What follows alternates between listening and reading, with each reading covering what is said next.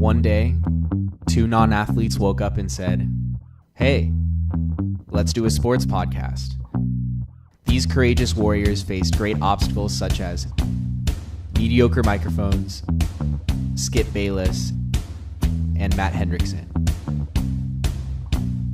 This is The Unathletic.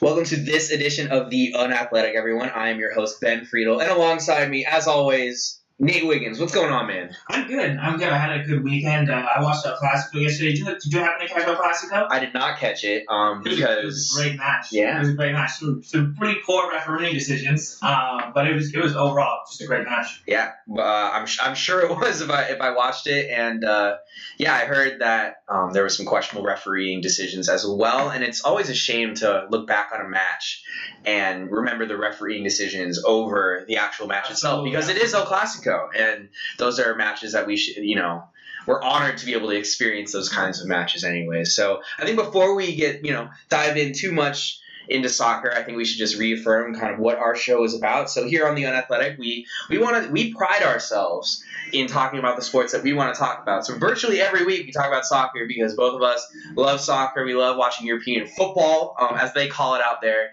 And we're going to be talking some NBA basketball, some playoff basketball, and not engaging in the vicious cycle of the NFL draft this episode. I'm kind of tired of hearing about Baker Mayfield. Like, they're not even playing any games right now, and there's the NBA playoffs going on. Crying out loud, am I right? So let's dive in. Let's do it. So a lot of things happening in soccer. We haven't had a show in 2 weeks, actually. So a lot of stuff to catch ourselves back up on. And we just mentioned El Clasico. It was a 2-2 game. Barcelona have already clinched the La Liga title, and Real Madrid looked pretty solidly in Champions League. So it wasn't that match didn't mean anything. It was just that kind of the two teams, their fates have already been sealed, if you will. Yeah. It was something that, given that it's El Clasico and it's a huge rivalry, there's that genuine hatred between the players, and we saw that on the pitch, and Real Madrid was trying to end Barcelona's unbeaten run. It still felt like an El Clasico, but compared to last year or years past, there wasn't as much on the line. But, speaking of Real Madrid, we talk about Barcelona going unbeaten, but Real Madrid, they're going to their third consecutive Champions League final. That in itself is pretty impressive. And it's really interesting to me how, when you look at these two teams, Barcelona is going to go unbeaten in La Liga. Real Madrid is going to their third consecutive Champions League final. It's interesting with these two teams. They're both kind of honestly mediocre compared to how well these two teams have been in the past. I think that this Real Madrid team is certainly not as good as they haven't been playing as well as they were playing these last couple years. I know this Barcelona team, even though they're unbeaten, is not as good as some of those other Barcelona teams that were there under Pep. Yet it's just so funny how they've kind of made things look pretty easy, in La Liga for Barcelona and in the Champions League for Real Madrid. I know, and I think Barcelona, they're done playing for stuff. Like, they won the La Liga, and that's all they can win, if I'm not mistaken. And they already won the Copa del Rey, too. Yeah, so their season is virtually over. They're just sort of riding the wave till the end of the season. Because... I got a question for you. What would you rather win, the Champions League or win La Liga and the Copa del Rey? Is this question stemming from, I heard someone, I cannot remember who, commenting that La Liga is harder to win than Champions League. That was Zinedine Zidane who said that. Yeah. But then Sergio Ramos said that he would rather win the Champions League than La Liga. I feel like I would want to win the Champions League. I mean, really? Honestly, because it's the Champions League. Like, do I need much more reason than that? I think it's just a reputation-wise, a bigger competition, especially since it encompasses the best teams from all over the country. Because I think, to answer your question, there's distinct styles of play in each country, and Champions League combines all of those styles of play.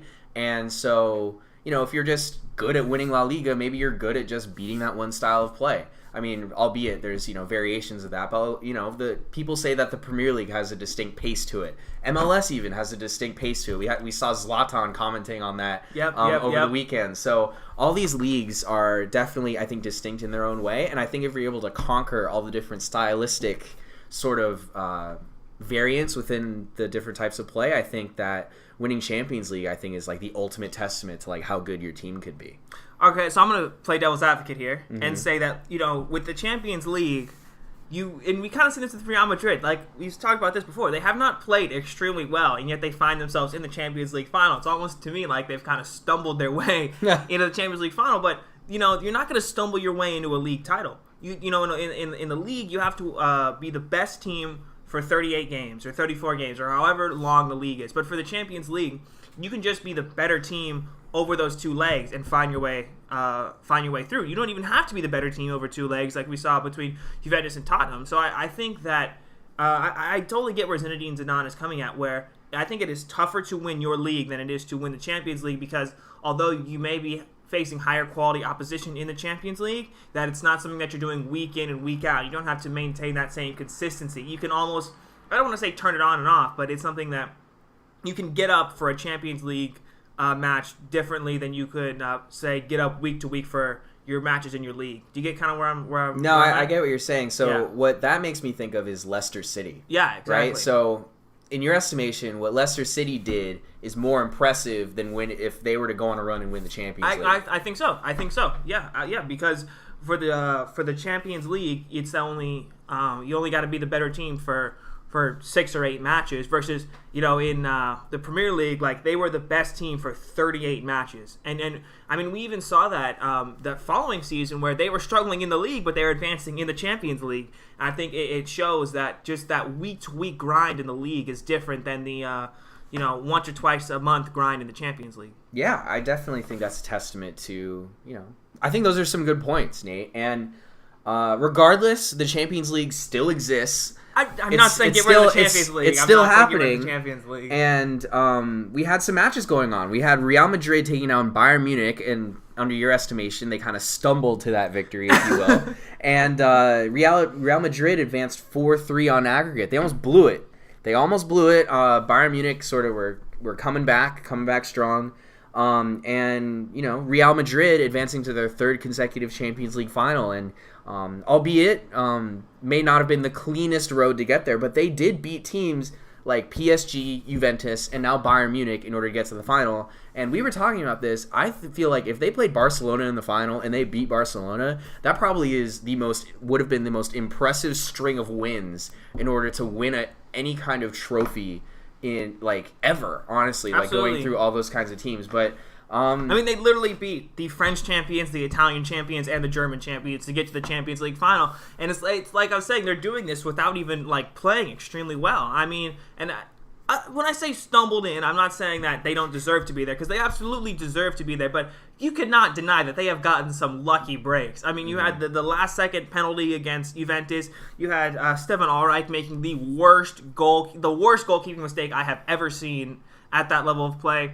But the difference between great teams and good teams is that great teams take advantage of those opportunities when they are given to them. Good teams do not. That is why Real Madrid is in the Champions League final, and honestly why Bayern Munich isn't, because Bayern Munich had plenty of opportunities over the 2 legs to score, to do what they needed to do to advance, and they didn't. Real Madrid did, and that's what separates Real Madrid, a great team, from Bayern Munich, who's only a good team. Yeah, so speaking of Bayern Munich, they did well to get this far. I think definitely at the start of the season, if you were to tell them that they would go out in the semis of the Champions League, they would not be satisfied. They're a team that wants to win this competition every single year.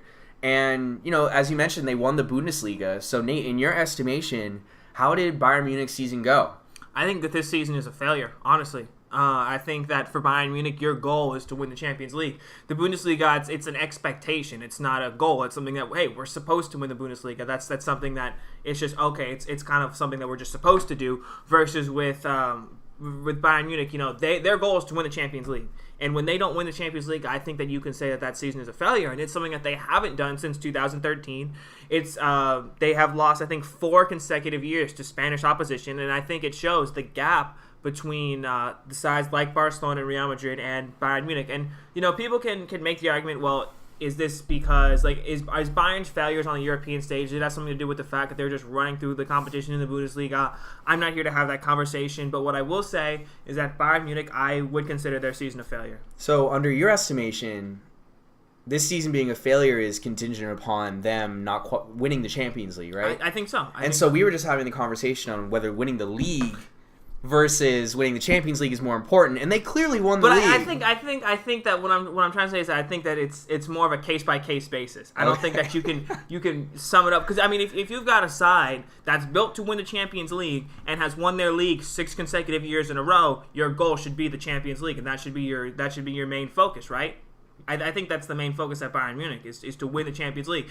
That's why they fired Ancelotti, because he wasn't getting the most out of his players. They brought in Jupp Heynckes because their goal was to win the Champions League.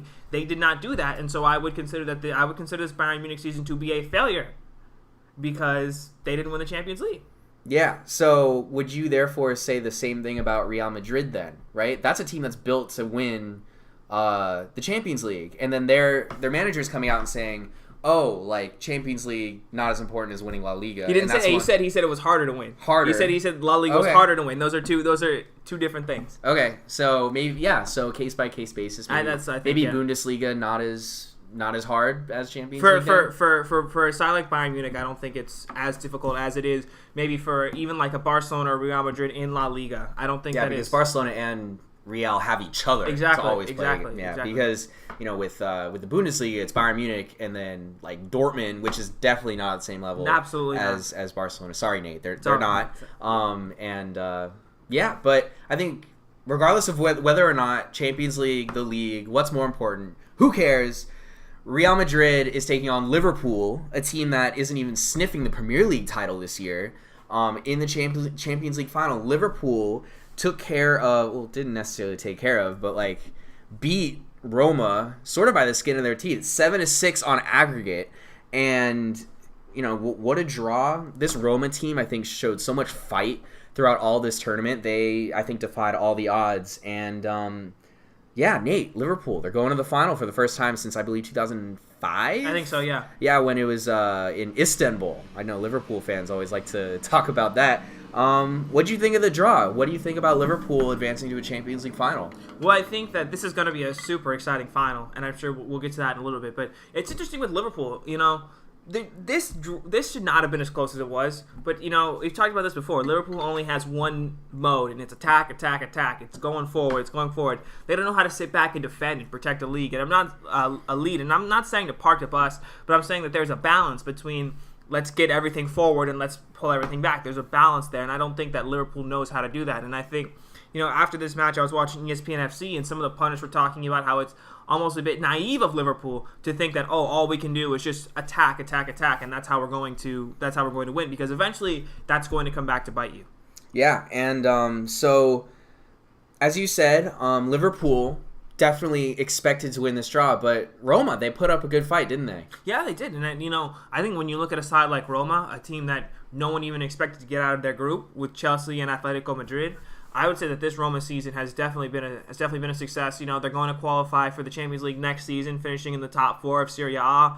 No one expected them to even get this far. No one even gave them a chance against Barcelona. They found their way through. So I think that this Roma season has been a success. Yeah, and so therefore Liverpool, Real Madrid in the final. Who do you got? I'm gonna go 4-3 Liverpool. It's gonna be exciting. It's gonna be up and down. Neither team can defend, and it's gonna be a fun Champions League final. I'm gonna take Liverpool. Liverpool in the upset. Yep. And I believe that Liverpool winning this would be the first English side to win it since Chelsea. Chelsea in 2012. Yeah. Yeah. So we haven't seen a British side win the Champions League in a long time, and so it's definitely gonna be exciting to watch. That's for sure. And I think we've mentioned it a few times already. This Champions League has been all about attack, attack, attack. I think this semifinal draw between the two matchups that there were, the most goals were scored in this semifinal round in any year of Champions League history, I believe, in terms of just raw firepower just being so prevalent. And, this got us thinking, where has defending gone? We've seen guys like Sergio Ramos, like guys who are arguably top 3 defenders in the world, just making, schoolyard mistakes sort of out there. And Nate, so just really, really bad defending all around. What do you attribute this to? Is it better attack? Is it, just defender? These Sergio Ramos is getting older. Maybe some defenses are not acclimating to, new, better styles of attacking force. What do you attribute this lack of defending to? I think a lot of it has to do with tactics, and I think that, even defenders are now worrying about getting up an attack. I think Marcelo, I would consider him to be one of the best left backs in the world, but he's all about attack. Marcelo is honestly not a great defender, in my opinion, and I think that, with this focus on attack, it's certainly fun to watch, but I understand, it can be very frustrating, for fans of teams to see their team make just absolutely schoolboy mistakes, just absolute terrible defending, almost like MLS defending, oh my God. if you will. Yeah, and so I think in my opinion, when I watch soccer, I love seeing goals. I hate going to a game, and especially like if I went to London and went to that Arsenal game and it was 0-0, I would have been like, are you kidding me? Like, I paid all this money to get on a plane and fly all the way to England just to see a 0-0 draw. Like, I can't stand that. Like, it feels like, honestly, like, I've seldom watched many games that are a great 0-0 draw. So yeah, I love seeing goals. And the fact that this Champions League has had a plethora of goals, I think has just been really fun to watch. But at the same time, as you said, like, the quality at the same time isn't really there to where sort of when I see a goal now when I'm watching Champions League, I'm not having as strong of a visceral reaction as I would otherwise. Because I'm kind of just like, it's just another goal. Like, I know there's going to be like 5 more in this match. So, like, let's just wait and see what happens. Whereas, I think what soccer, what makes it the beautiful game, if you will, is that every single goal is usually so important. So I think for me, it's really important to have a really great balanced attacking force and defensive force so that you're able to, because sometimes exciting defending, getting a last-ditch tackle on a 1v1 can be a really exciting play. Absolutely. And so, we're not really seeing any of that. We're seeing Mustafi friggin' slipping in the penalty area and then Griezmann going top corner on him. Like, that kind of stuff I hope would change in the near future, and next year hopefully we'll see some people shape up with some better defensive performances. We'll get to Arsenal in a bit, but before we do, Nate, you have some specific comments about your arch nemesis, Robert Lewandowski, that you wanted to share on today's episode. Yeah, okay, all right. You know what, a few months ago, actually a couple months ago, I got into a debate with one of my friend Steve, and it was during the Juventus-Tottenham game, and it was after Harry Kane scored, and I said, oh, look, there goes the best striker in the world. And then my friend Steve responded to me on Twitter said, Lewandowski says hi. And I'm like, nah, Harry Kane's the best striker in the world. And this is something that I've felt for a while. And I honestly think that Robert Lewandowski is overrated. He is overrated. He has not scored in, I think, 5 straight Champions League matches. And if you're going to be the best striker in the world, then you have got to score in the big money matches. And he hasn't done that. He had numerous chances against Real Madrid that he totally missed. These are chances that I think a lot of strikers would put away. And I don't understand how you can call him the best striker in the world when he's missing relatively easy chances on the biggest stage. And I think to add some more to this conversation, I think it's important to note that Harry Kane and Robert Lewandowski in their respective leagues are virtually the same in terms of the amount of goals scored that they've had over the past 4 seasons, and that's when Lewandowski moved from Borussia Dortmund to Bayern Munich, and that's when Harry Kane finally planted himself into a firm starting role with Tottenham. And since that point, since the 2014-2015 season, I believe, these two strikers have been virtually, very comparable in terms of all their performances. And we were just talking about, okay, how do we measure importance? How do we measure what is better, winning the Champions League or winning the league? And it looks like in the league, they're kind of indistinguishable. But in your eyes, it's the Champions League that's what separates them. Yeah. And I think that, we saw against Juventus, Harry Kane scored a couple of big goals for Tottenham, and I know they didn't end up going through.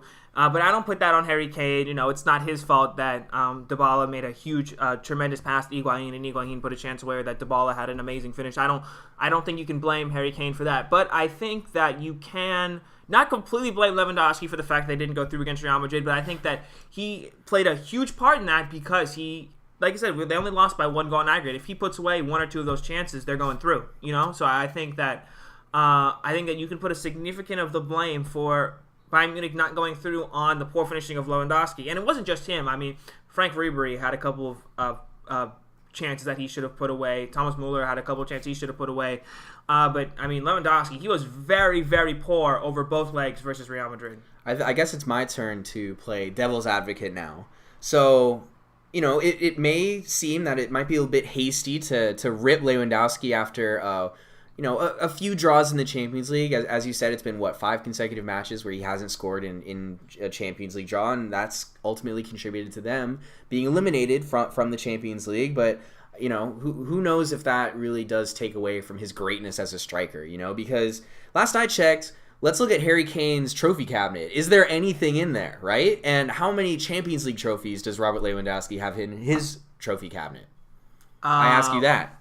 Does he actually have any? Because Bayern Munich won the Champions League in 2013. Okay. And then he moved to Bayern Munich the next year, so I don't even think he's got any. But he does. He has won the league. He does have silverware, won the league, regardless.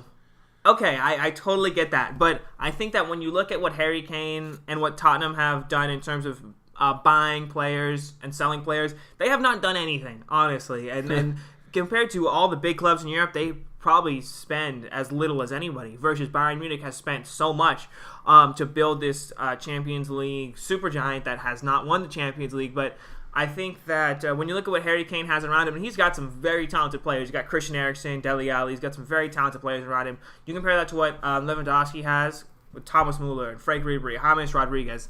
And then you look at their output, I think Harry Kane does more with less. And I think that Lewandowski's more of a poacher, kind of just sitting in front of goal, putting away chances from inside the box, versus, Harry Kane, his hold-up play is very good. I think he just does more on the ball than Lewandowski does. Yeah, so future Real Madrid center forward Harry Kane, in your estimation. Yeah, I think so. And I think that this conversation isn't over until Harry Kane moves to a club like Real Madrid and we see Real Madrid's output. Because that would put him on a similar playing level, if not a higher playing level, than Lewandowski. Because you're talking about service, right? Mm-hmm. I think Real Madrid, has the ultimate wealth of service, if you will, even in the entire soccer world. So I think this conversation is definitely one that's warranted, but definitely one that isn't over.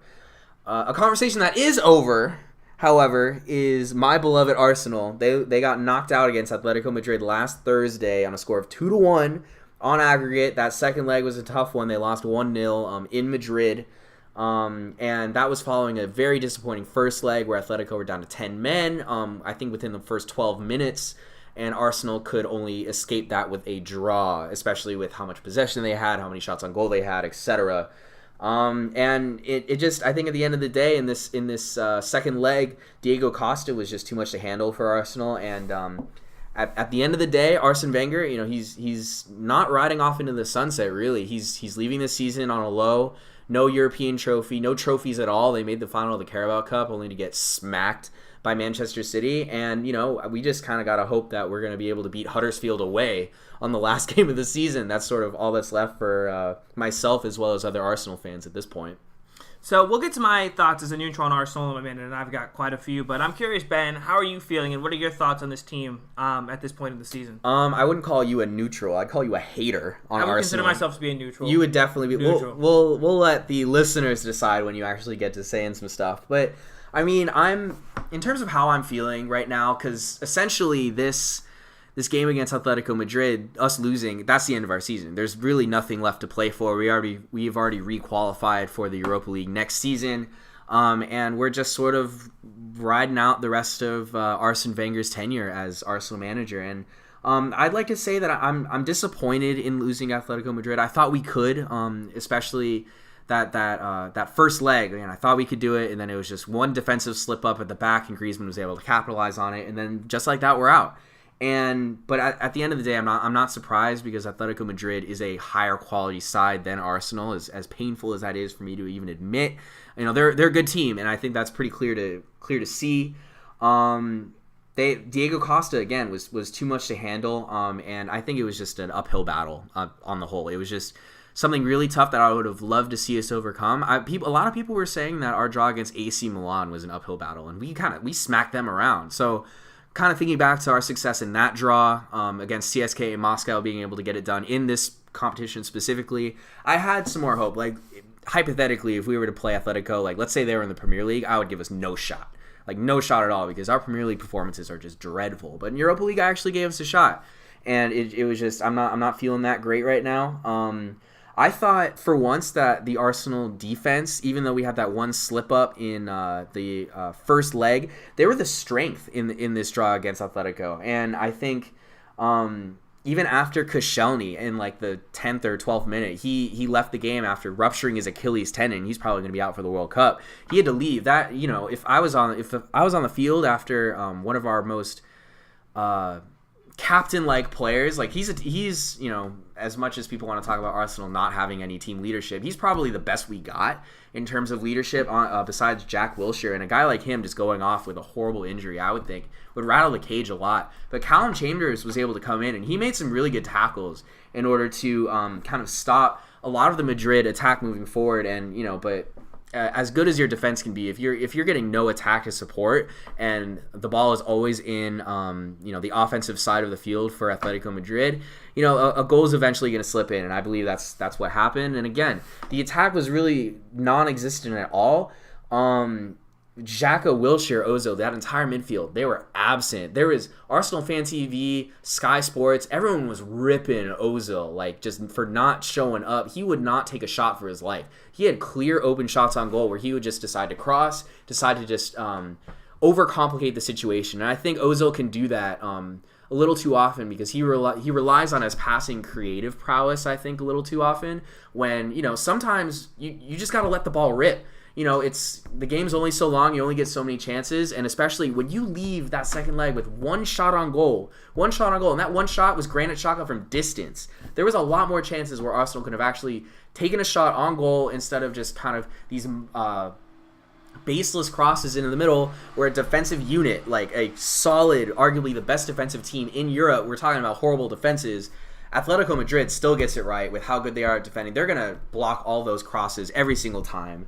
And at the end of the day, I mean, it just comes down to the same problems that Arsenal have always had. It's been the same lack of service, just lack of leadership from a managerial standpoint, which is what we're addressing. But even when Arsene Wenger leaves, the problems are still going to be there if we don't go out this summer and just break the bank, if you will. Like, we need a goalie, we need some defenders, and we need a center defensive mid. And that is a lot of changes. And I don't know if we're going to have the guts to do all that, honestly.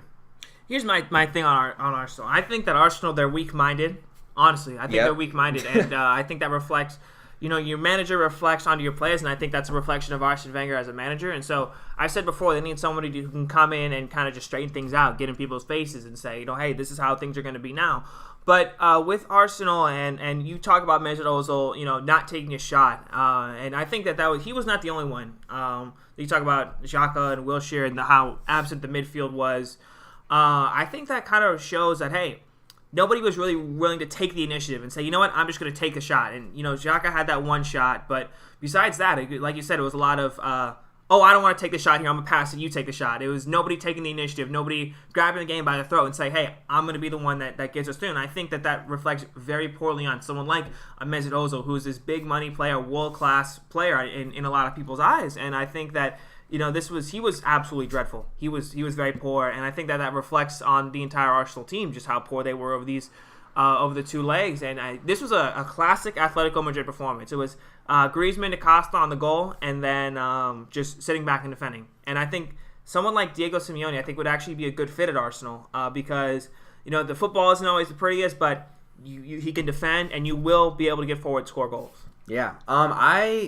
Your points there really remind me, I think, of what they were talking about on Arsenal Fan TV recently. And Arsenal don't have a guy didn't have a guy at least playing in Europa League. I think Aubameyang can be that guy that says, hey, give me the ball, I'm going to go score.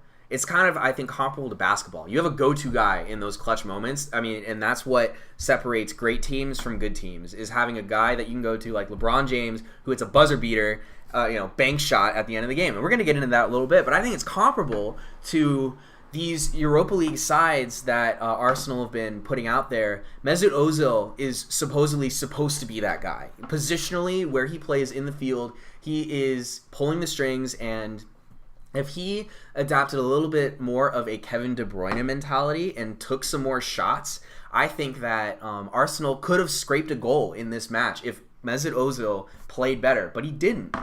And now here we are, Arsene Wenger not going to have any kind of trophy, and it's just sort of waiting and seeing what happens, waiting through the World Cup, because we're probably not going to appoint a manager until afterwards. At least I would think so. And we'll just see what goes from here. But in the meantime, one last thing I gotta say. Okay. I hope Aubameyang enjoys playing in the Europa League next year while Dortmund's playing in the Champions League. That's all I'm gonna say. All right. So, anyways, we have Atletico Madrid versus Marseille in the final in Lyon. So Marseille fans are pretty stoked to be playing in Lyon Stadium in the final of the Europa League, while Lyon are just, somewhere. I don't even know where they are. And Marseille, therefore, in the other draw, they were able to hold off a resilient not RB Leipzig, it was RB Salzburg, who came back from 2 goals down to push it to extra time, but then Marseille got that extra time goal to send them to the Europa League final. And these were probably 2 of the best teams in this whole competition that ended up in the final of this competition, if I'm being totally honest. And Nate, I just want to know, will you be watching this match, A? And B, who do you have if you will be watching? Well, I'm going to go with Atletico. I won't be watching because, I've got finals to study for and I'm a responsible student, unlike, other people who are graduating. I'm sorry about that. But yeah, I'm going to go with Atletico. I think they're a more talented side. All right. Well, I probably will also... Let's go Marseille. Let's do it. Let's just spice it up a little bit. I think that Dimitri Payet just offers a lot more attacking options than Atletico have faced in this competition so far, and it might throw them off guard a little bit. And guys like Payet, guys like Florian Thauvin, guys like Maxime Lopez, who's a really young midfielder for Marseille, they have some firepower that I think will be pretty surprising. And it's in France. I'd say that there's probably going to be a lot more Marseille fans there than Atletico fans, and the place is going to be rocking. So let's just see if Marseille can get it done. I hope they do. I think it would mean more to that club if Marseille were able to win the Europa League versus Atletico Madrid. I think we could at least agree on that much. So yeah, a lot happened in the past couple weeks of soccer, and from this point moving forward, it's sort of finishing up the different leagues. Each domestic league champion in the biggest leagues, however, has already been crowned. We have the Champions League final to look forward to. We have Real Madrid, Liverpool, and we also have a World Cup coming up this summer. Yep, the United States will still not be in. That's a pretty big deal. Yeah.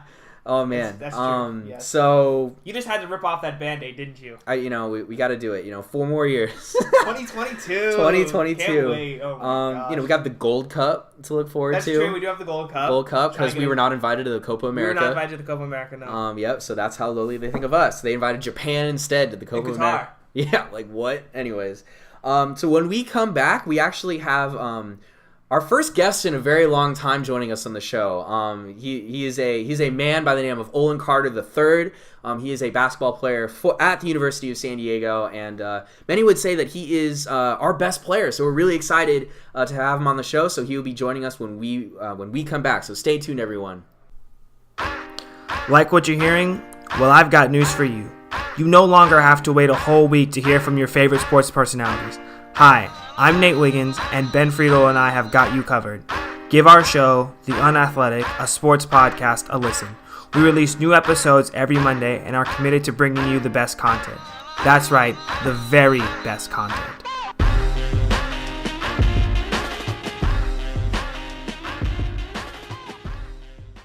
Welcome back to The Unathletic.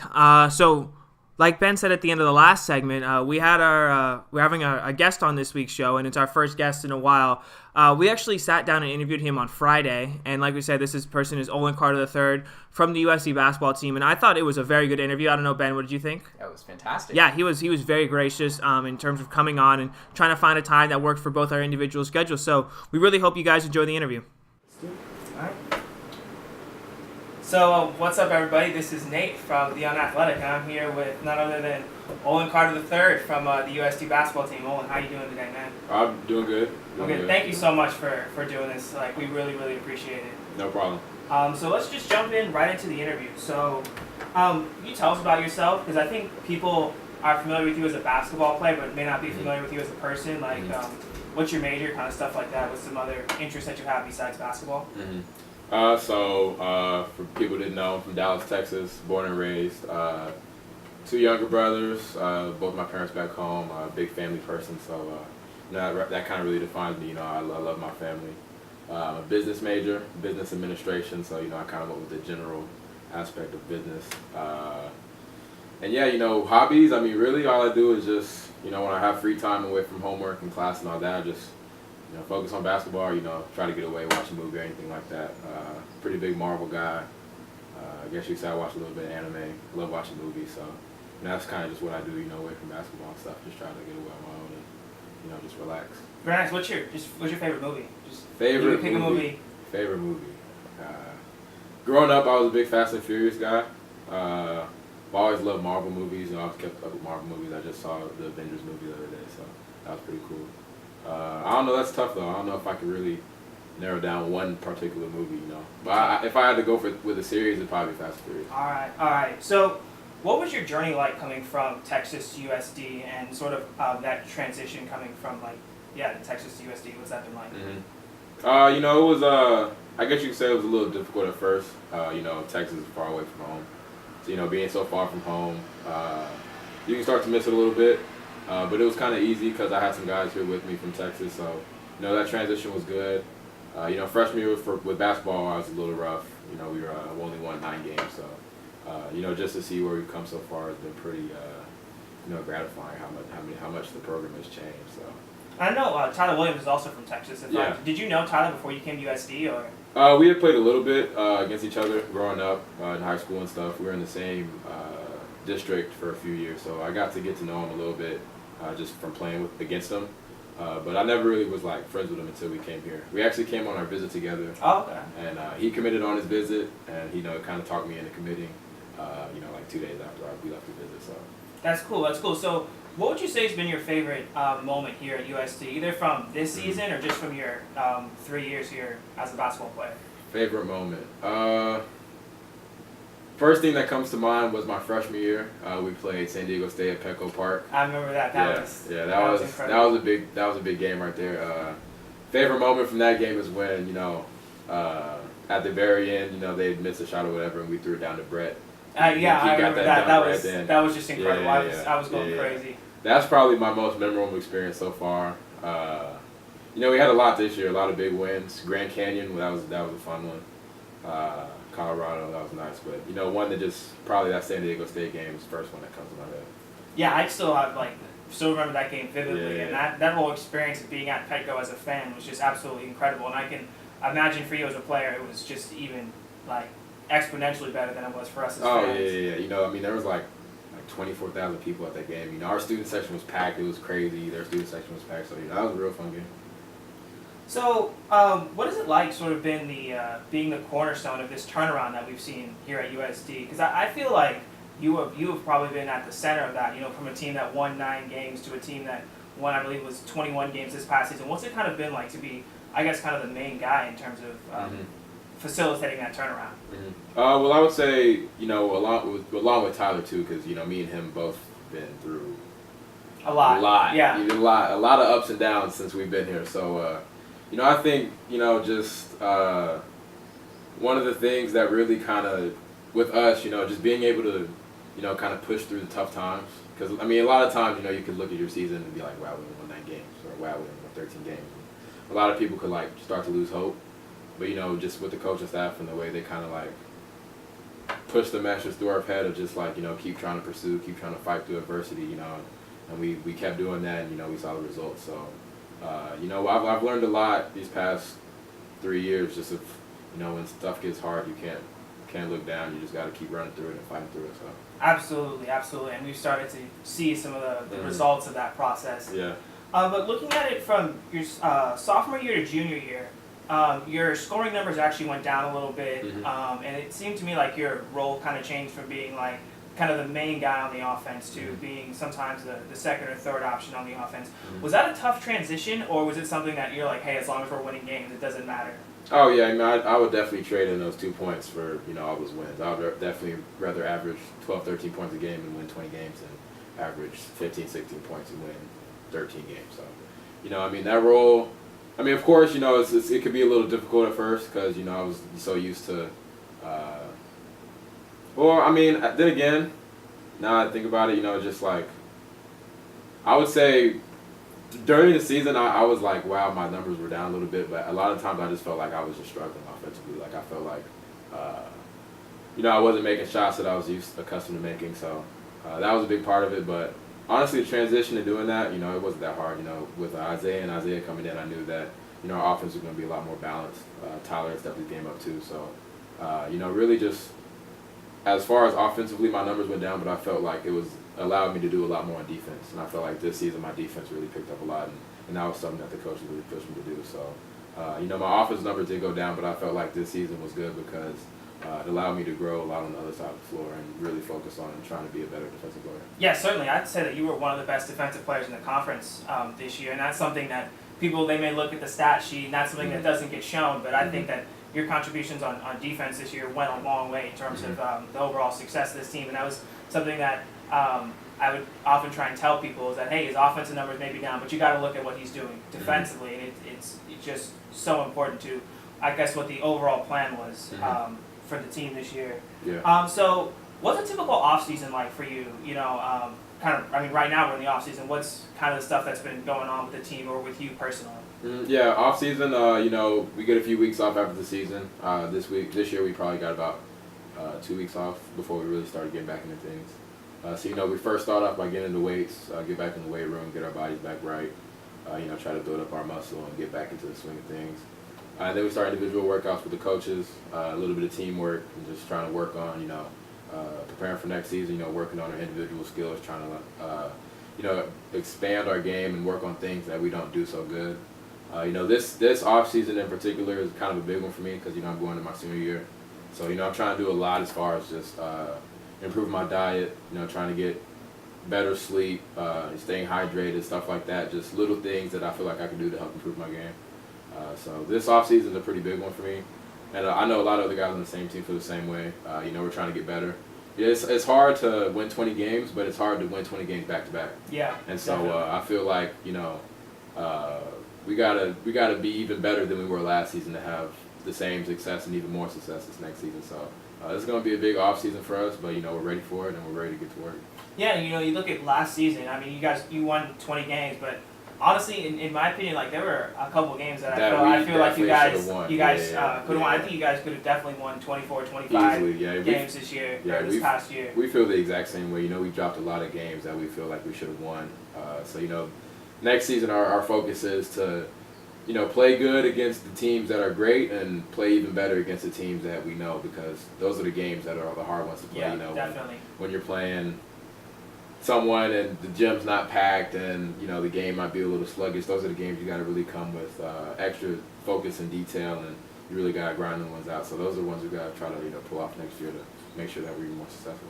So like looking into next year, what do you say the goals are for the team? Like, do you guys think that you guys can win the West Coast Conference and be an NCAA tournament team? Do you think that's a realistic goal for this team? Oh yeah, that's definitely the goal. Even last year we felt like we had the talent to win the WCC and get to the NCAA tournament. So this year, just seeing what we did last year and what we have coming back, getting to the NCAA tournament is the standard. That's like where we want to. That's where we want to go, but we feel like, we can get the NCAA tournament, maybe even get some good matchups and make a run in there and be like a loyal Chicago. Yeah. So, we definitely have some high hopes, but, we're ready for it, and we feel like, we can do it. Yeah. I mean, you look at what happened this past year, and I mean, you guys definitely gave Gonzaga a scare. You guys gave St. Mary's a scare. So I feel like this team is in a position to jump into the top 2 or 3 in the conference, and definitely maybe even go on to win the conference. So going back to you as a player, do you try and model your game after anyone either in college or in the NBA, or anyone who used to play? Yeah, I watch a lot of NBA basketball. You know, sometimes my coaches say I watch a little too much because no such thing as too much. Yeah. But you know, some guys in particular that I really try to model my game after. Number one and first and foremost is C.J. McCollum for the Portland Trail Blazers. I feel like me and him have a lot of similarities. And I feel like he's a good guy to watch because he's not a big 2 guard. You know, he's probably 6'3", not just crazy athletic. He's kind of like me. He can shoot the ball, but you know, he's really good at getting to the rim and creating a shot, and you know, just finding ways to score, different ways to score. And I feel like that's something that I need to keep improving on. I feel like I can shoot the ball, but I could definitely do a lot better if, you know, getting to the rim and shooting mid-range shots and just kind of expanding my horizon. So he's definitely a guy that I try to watch a lot. Victor Oladipo is a guy because, I mean, anyone who watched what he was doing to the Cavs, I mean, he was tremendous. Yeah, and then probably the last guy is Donovan Mitchell. I mean, he's great. He's been killing it. I think he should be Rookie of the Year, honestly. So I agree. Yeah, so those 3 guys, just off the top of my head, are definitely guys I try to watch. I grew up a Carmelo Anthony fan. You know, I used to want to model my game after him, but then I realized I'm not going to be 6'7", so that kind of took me away from him. So, you know, I mean, there are a lot of different guys I try to take some stuff from. Dwayne Wade, I was a big Dwayne Wade guy growing up. Kobe guy, my dad was in love with Kobe growing up, so watched a lot of him growing up. But, you know, I try to take stuff from everybody. I feel like everyone has certain things that they do good, so, you know, I always try to learn from different players. You know, even looking at, you know, the way Isaiah Wright does things. I mean, he plays a different style of basketball than I do, and I feel like he does a lot of great things that I could try to translate to my game. So, you know, I just try to pick up from everybody and try to, you know, get the best of everything. That's good, yeah. So, hypothetical scenario here. Let's say Athletics comes to you and says that, hey, you know, if you get to pick one of our opponents for next year. If you could play against any team in college basketball, home or away, who would you want to play against? Any team in college basketball. Me being a basketball guy, I'd probably want to play at Kansas. Yeah. Just because I've heard I have a guy who goes to OU, and he told me just those games are, I mean, no matter who they're playing, they sell out.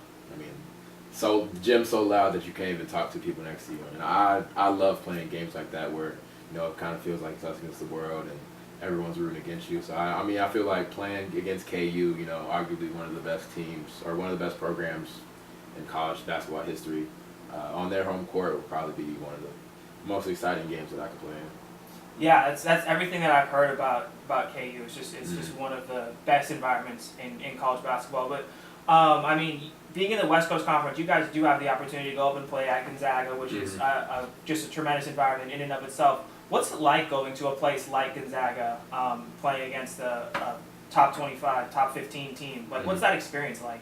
That's great. You know, you walk into the building, Gonzaga, you know, you get there about an hour and a half early, and they already have fans sitting in the stands, like waiting for you to come out. So, you know, that was something that my freshman year was kind of like whoa, like it's an hour before the game. The student section's already packed. So, you know, you're shooting in pregame and shooting layups, and you got students behind you talking mess, and you know, every time you miss a shot or miss a layup or something, you hear about it. So, you know, freshman year that kind of got to me, but then, you know, sophomore and junior year I kind of just shrugged it off, and you know, it's kind of like entertaining just to like hear them talking and stuff. I think it's fun. You know, playing in those type of venues where it's like, you know, packed. I live for those type of games where, you know, you're playing against a top team in their house and no one really expects you to win. You know, I love being the underdog, and I feel like those type of games are one of the most fun type of games you can play in. So, you know, I love them. And well, hopefully we can start to build up that type of environment. Here, yeah. We love that type of environment here. Yeah. I know that for the Gonzaga game and for the St. Mary's game, I'm sure that had to be a lot of fun playing in front of a huge crowd. But hopefully we can get that up for all the games. What are your plans after USD? Do you plan on continuing to try and play basketball, or do you have other sort of ideas of what you want to do post-college? No, I definitely want to play basketball as long as I can, make a career and make as much money off of it and get as far as I can go. until I can't play anymore. So, it's definitely the first option. It's just, play at the highest level for the longest amount of time that I can. All right, final question here. What's been your take on the NBA playoffs so far? Just, like you said, you watch too much NBA. What's kind of stood out to you during the playoffs so far? I think the one thing that stood out to me, there's two things actually. One is that LeBron has definitely shown a lot of people that him and Michael Jordan are in the same conversation. I mean, LeBron, you watched the game last night, he just incredible. Like he just, yeah. I mean, it's what he's doing to the Raptors right now is just amazing. And then another thing is that, I feel like a lot of people. I mean, I was an OKC fan. I was rooting for OKC, but the Jazz are just, shocking everybody. I mean, they took the Thunder down in 6, and now they got the Rockets tied 1-1 going into Utah. So I feel like Donovan Mitchell is probably one of the most exciting rookies we've seen in a while, and one of the most unexpected rookies we've ever seen. I mean, going into the season, like, no one even knew, who he was really. I mean, he was probably like the, I think, 14th or 15th pick or something like that. So he didn't really have high expectations, and he's just been surprising everybody. I mean, like I said earlier, I think if anyone didn't think he was Rookie of the Year before the playoffs, that's now. It should be clear cut that he definitely should be Rookie of the Year. So. Just from the playoffs, I think those are the two things, and also just seeing that the Warriors are unstoppable. You think the Warriors win it all again? It's hard to root against them when you have Kevin Durant, Steph Curry, and Klay Thompson on the same team. Steph comes back in his first game and drops 28 points in 27 minutes, so it's hard to root against them. But I don't know. We'll see. Houston. I feel like Houston gives them a good run for the money in the Western Conference, but. Looks like Houston's got to get through Utah first, so let's see how that works out. My pick at the beginning of the playoffs was Houston, and I'm going to stick with that. I think it's going to be Houston. Yeah. I think Houston. I like Houston. I like their team. I think James Harden, Chris Paul really are good at running that team. But just watching the Warriors, and they just, it's hard to root against what they're doing. They're one of the best teams I think ever. Oh, absolutely, absolutely. So, it'll be interesting to see how it all shakes out. Yeah. Well, thank you so much for taking the time to do this, man. Mm-hmm. We really, really appreciate this, and we really appreciate what you've done for this basketball program. And I kind of take pride in the fact that I didn't miss a game this entire season.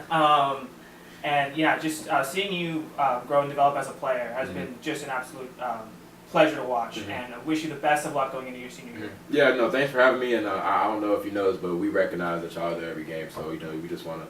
Thank you for being there and supporting us, and hopefully, more students start following your footsteps. But keep doing what y'all are doing. I'll be around to support y'all. Thank you, man. Yeah, no problem. All right, so like I said, that was Olin Carter III from the USD basketball team, and at the very end, he gave you his thoughts on the NBA playoffs. When we come back, Ben and I will give you our thoughts and our takes as to what's been going on and what's been a very interesting NBA playoffs. Count it, count it up, count it up, count it up, count it, count it up, count it up. Count it up, count it, can't take it when you die. Uno, dos, tres, big bills. I fell in love with big wheels and quick thrills. My niggas running tip drills, can't sit still. Don't give a fuck if it kills. It mixed well. Welcome back to the Unathletic, everyone. When we were last with you, Olin Carter was with us. Well, he was with us on Friday, but we were, we're fortunate enough to provide you guys with that interview, and we both thought it was great. It was amazing having him. So thank you, Olin Carter, if you're listening right now.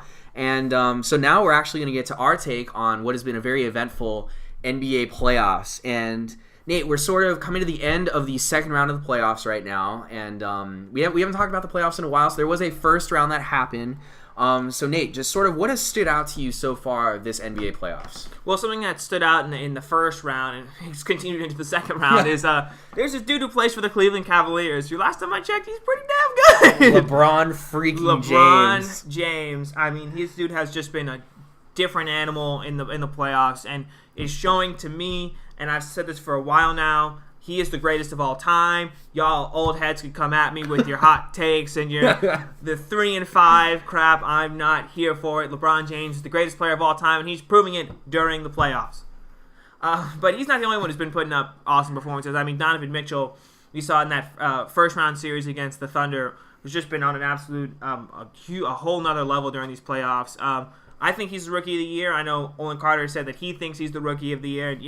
great minds think alike. But he's the biggest reason why the Jazz were able to upset the Thunder and are putting up a bit of a fight against the Rockets. I know they're down 3-1 now, but to be honest, I didn't expect them to even take a game from this series. And he's had his struggles, I think, in games 3 and 4, but I think overall he's been absolutely tremendous. I don't think any other player out of the draft would have helped Utah become as good as they are. I agree. Because after losing Gordon Hayward, I think the expectations at Utah were just so low. People didn't even have them making the playoffs.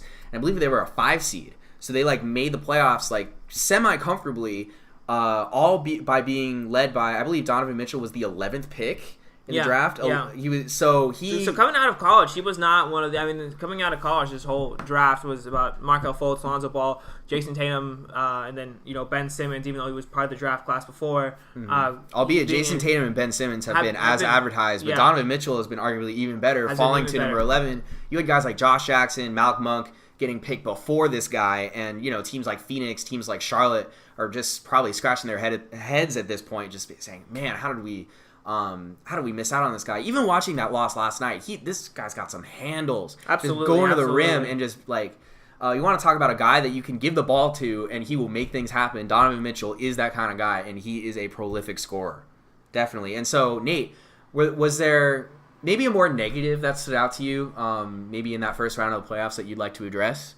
Yeah, the Thunder sucked, honestly.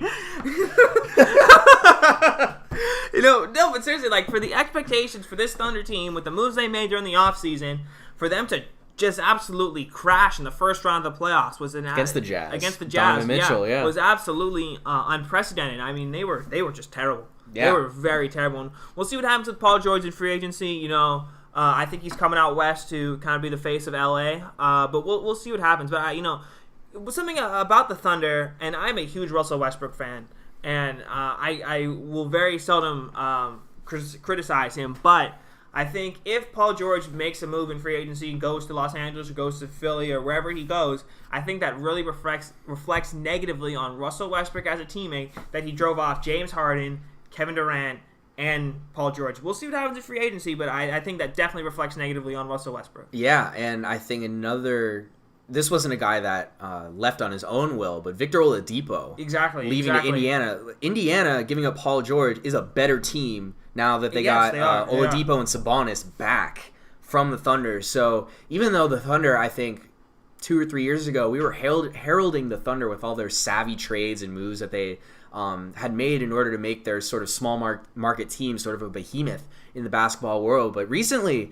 some of these deals get guys like Melo, get guys like Paul George for only 1 year. Yeah, what do you think of Melo right now? Oh man, he's honestly just a waste of space for the. He's taking up a roster spot, honestly. And I've been don't tell Stephen A. that. I've been very critical of Carmelo Anthony for about 5 or 6 years now, because he's a great scorer and whatnot, but I think that if you're scoring 25 points a game on 25 shots, that's not, you're not a very efficient scorer. So I think that Carmelo Anthony, he's a great scorer.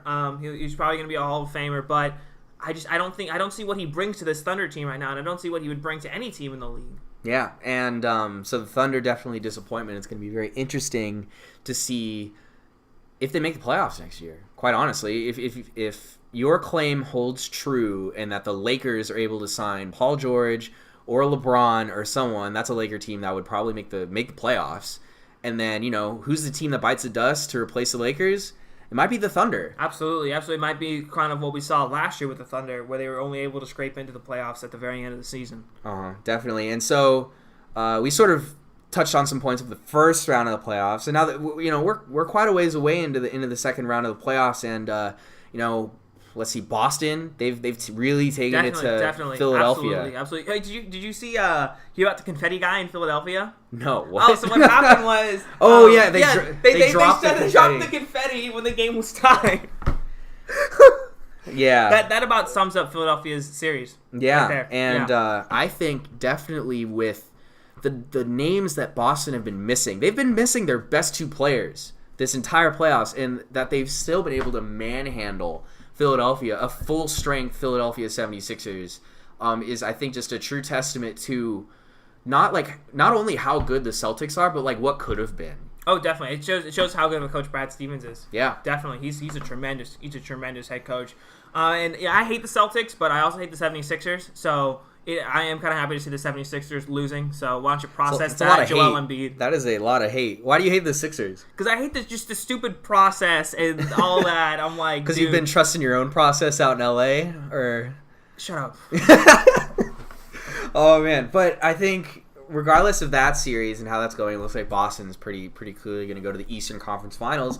It looks like LeBron James and the Cleveland Cavaliers are going to be joining. LeBronto. Yes. He owns the Raptors. He owns the Six. Talking about Drake owning the Six. Nah, LeBron owns the Six. I love the memes of just Drake's reactions, like, because he's been at all these games in Toronto, and just Drake's face, I think, just really sums up the Raptors series of just, like, complete and utter disbelief and shock of just how one man has just single-handedly dismantled them. Yeah, he's turning the 0-2 to the 0-3. That's a Drake reference, y'all. Yes, it is. And so it's probably going to be, again, there's each of these series 3-1 leads respectively. We've seen 3-1 leads go horribly wrong before, and the Rockets are up 3-1 against the Jazz. And let's see, what's the other series? For some reason, I'm blanking. The other series out west. Oh, Pelicans Warriors. And that's also. I think Warriors got that. I think. So we have 3-1 leads all around. I just don't see any situation where the Sixers come back, and I think maybe they can take Game 4, but I don't see them going to Boston, winning Game 5. There's no chance that the Raptors come back and beat the Cavs. Like the Raptors, their morale has to be just absolutely just demoralized after seeing this dude, LeBron James, just totally rip their hearts out on Saturday night. I was watching that game. I was going absolutely crazy. And then I even posted on my Snap story, in all caps, LeBron James is the greatest NBA player of all time. Got some pushback from that from a few people. But, honestly, I don't know your thoughts on this. I know you're a Cavs fan, but I think LeBron is the greatest of all time. I know people can come at me with their hate or whatnot. I think that you look at what he does, he may not have all the accomplishments that Michael Jordan has, but and one of the things that people get on LeBron is that he's not clutch. He's got more playoff buzzer beaters than Kobe and Michael Jordan combined. Yeah. I just when you look at what he does, on the court, he's a more efficient scorer, better rebounder, better passer, more versatile defender. I think he's the greatest of all time. I was having an interesting conversation with our boy Ryan Gentry, and I think something that came out because we were talking about this exact same thing, like because the Cavs Pacers Game 7 was on and we were watching it. And I think a point that I brought up that I think is worth bringing up is put Michael. Okay, so Cavs are down 3-1 against the Warriors in the finals. Take LeBron off of that team at that 3-1 point. Put Michael Jordan on that team for the rest of the series. Do the Cavs come back? No. Yeah. I don't think so. Exactly. And only one man could have willed the Cavs to come back from that deficit, and that is LeBron James. And I think that's a testament to him being a greater player than Michael Jordan was. And I think that when you look at what LeBron did a few weeks ago in that, I think it was Game 5 against the Pacers. He blocks a game-winning shot and then comes back, hits a buzzer beater 3. Yeah, I think some people said that was goaltending, but I mean...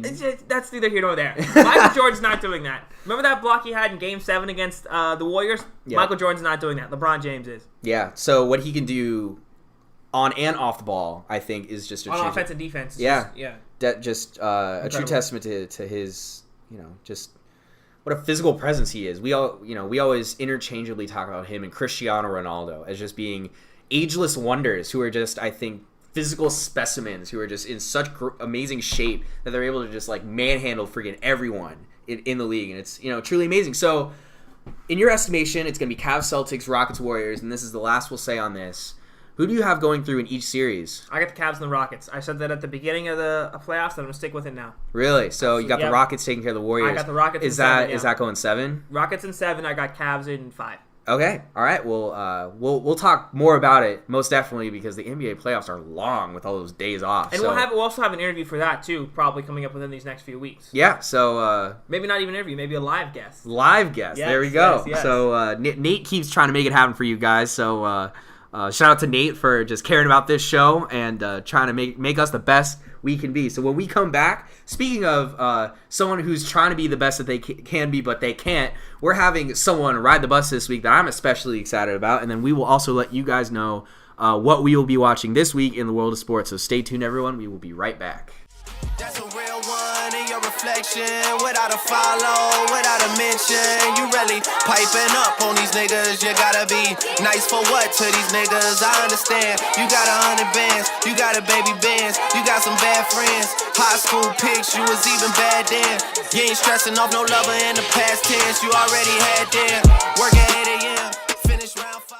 And welcome back to this edition of the Unathletic. So for Ride the Bus this week, it was for something that Ben really wanted to do. He's very excited about doing it, so I'm going to lob it up to Ben and see if he can dunk it home. Yeah, so riding the bus this week is none other than former Mets pitcher Matt Harvey, who refused to get sent down to AAA after being designated for assignment by the New York Mets, and that's sort of the last straw that the Mets were able to even have on this guy. He started the All-Star game 3 years ago in New York City, and so, what a fall from grace this guy has had. I mean, he's just, he got moved to the bullpen first, and he just hasn't even been effective there. His ERA is over 7. He just has not been able to come back from the constant injuries that he's had, and the Mets, at this point, they brought in a new manager, Mickey Callaway, who came over from the Indians this year. And Mickey Callaway, I don't think has had much patience for Matt Harvey. A lot shorter of a leash, leash than former Mets manager Terry Collins had on Matt Harvey. And Mickey Callaway was essentially like, if you're not putting in the performances, if you're not putting the work in off the field, if you're not having the right attitude, we don't even want you here. And I think attitude was clearly part of this, because upon being let known that Matt Harvey was going to be sent down to AAA, Matt Harvey refused. How often do you hear players refusing to go down to AAA? Hardly ever. And so I think that is definitely warranted for Matt Harvey to ride the bus. And what I will say is, since he's designated for assignment, if you're unfamiliar with what that really means, essentially any team now can claim him off waivers and have him on their team for the minimum salary. So it really comes at no cost to a lot of other teams to take a chance on Matt Harvey. A lot of this could have to do with a change of scenery for him. Being in New York, as as any sports fan knows, is just a really hard place to play because the media is always on top of you. And so I challenge you, the San Diego Padres, take a chance. Just go get him. We have nothing else left to play for, to lose. We got we have revivalist stories like Tyson Ross in our rotation. So San Diego, go get Matt Harvey. That I want to go see him as a Padre, and if he sucks again, try to send him down and then just designate him for assignment. It really isn't a high risk situation, and I think I would love to go see Matt Harvey pitch in a Padre uniform. I think just for entertainment value, but also just the potential that this guy has as a pitcher. I don't know. Maybe I'm crazy, but I think you are crazy, because this dude sucks. Yeah. He sucks, man. And, that being said, he's probably no worse than Clayton Richard. So yes, I know. Just maybe. Please come so we can get Clayton Richard out of our rotation. For God's sake. Please. Oh, my God. That's another conversation for another day. I think Clayton Richard could ride the bus any week. So, Ben, what are you going to be looking forward to in the world of sports this week? I think I'll be watching tonight. There is it's Game 5. Game 5. Yes, Game 5 of... Game 4. Game 4? Game 4, yeah. The Cavs are up 3-0. 3-0, yeah. So, Game 4. Okay. I had... Correction, I got the series score of that wrong. I said they were up 3-1, but it's 3-0, so my apologies. So this is Game 4. And, so Cavs looking for the sweep tonight against the Raptors. I think I'll have my eye on this game, and I'm looking forward to LeBron closing this series out, getting some rest. This guy needs to rest after that crazy series against Indiana in the first round. So if they're able to sweep tonight, I think they're going to be able to go in stronger than ever to play, presumably, the Celtics in the next round of the playoffs. So, Nate, what will you be watching this week? Well, I'm going to be watching a very intriguing match in the world of Major League Soccer. Boo! Boo! Go home. Gosh. Major League Soccer. Okay, can you even finish this? What are you having? It's MLS. It's just shoddy defending, man. They just need to sign some better players. Like I've said before, as a diehard Chicago Fire fan, this is Yeah. Like I've said before, you cannot make fun of MLS when you watch Arsenal week in and week out. But anyway, this week on Wednesday night, got a rematch of the last two MLS Cups, Toronto FC taking on the Seattle Sounders. Both teams have been actually pretty bad. Toronto just picked up, I believe it was their first win of the season last week. Seattle has 5 points the entire season.